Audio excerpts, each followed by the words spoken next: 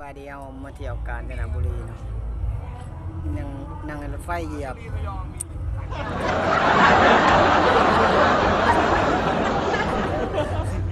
ไปก่อนรถไฟมา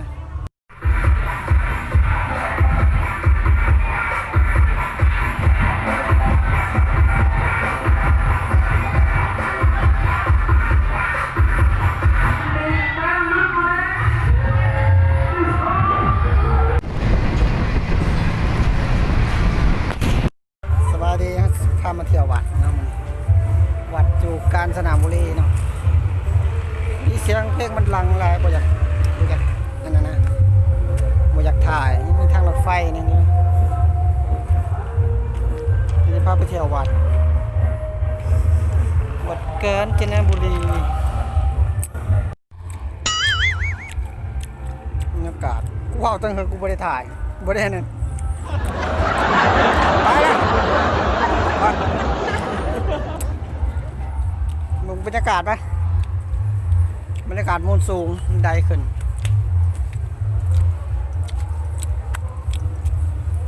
มัน100 กว่าขันนี่ไปทำบุญกันนะโอ้นี่แพมเสียงมันดัง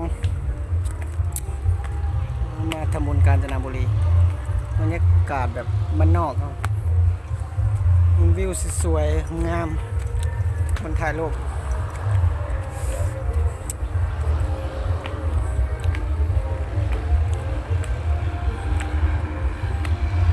กาแฟกินลายได้น้องเอกมาเนี่ย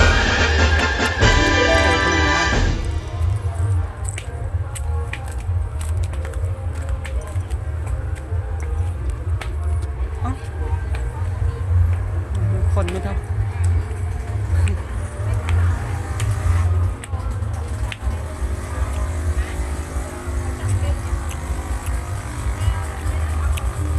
มีแมวด้วย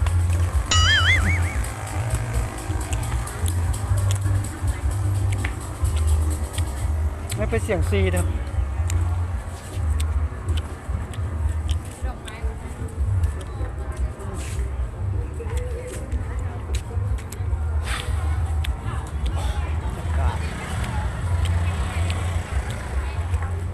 จังหวัดยังบ่ฮู้เนาะกาญจนบุรีนี่ไงวัดเขาตะปูวัดเขา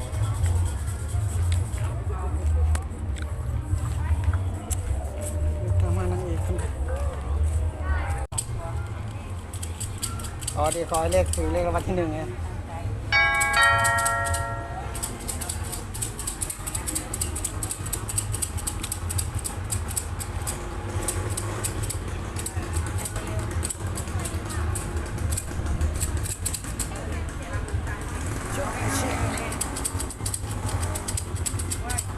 แค่มันเสียงมันดังก็เลยมาถ่ายตรงบนเขาวัดเตาปูนที่ได้สภาพไปเที่ยวทำนะ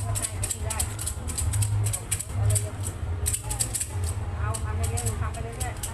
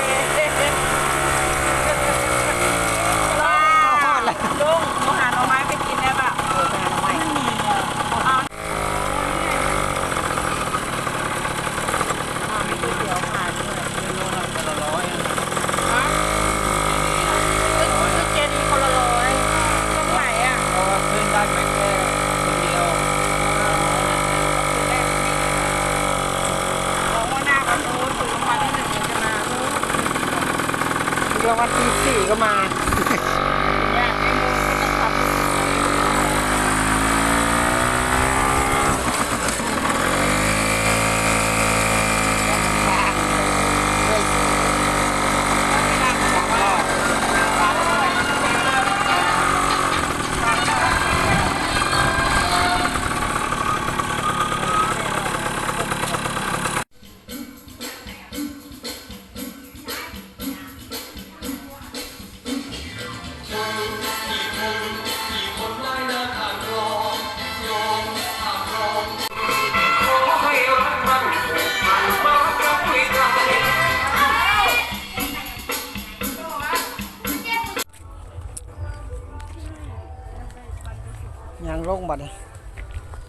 ยังลกยังขึ้นมีสารแล้วก็มีอันนี้ มีอะไรวะเธอเนี่ยเขาเรียกอะไร สารพระภูมิอะ มูนูนะอะไรเขาเรียกอะไรสุดจุดชมวิวเว้ยไม่รู้อ่ะ ก็มีร้านกาแฟ นี่อะไรเธออะไรไม่ยำขึ้น ร้านดีเจ เขาบอกดีเจกับกลางภูเขาเนาะที่นี่ เจดี เจดีนี่มันเป็นตูบ มีทางรถไฟไปกรุงเทพก่อนพาจะไปกรุงเทพก็มาลัดนี่ก็ได้ลัดจองเอาลัดจองก้นรถไฟไปก็ได้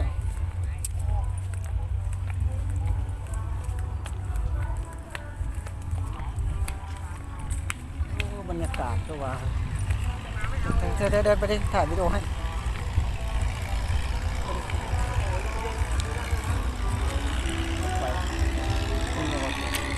บอกเขาปล่อยแบบต้นไม้แบบ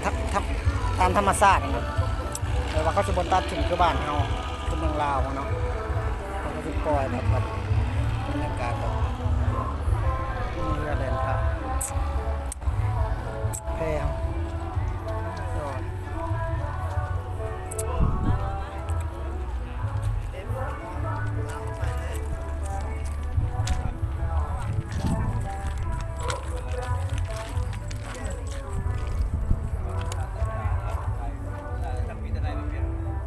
บาเดียวมาเที่ยวกาญจนบุรีเนาะยังนั่งในรถไฟเหยียบไปเที่ยววัดมาแล้วแบบมานั่งในรถไฟรถไฟมาดิฮะ ไปก่อนรถไฟมา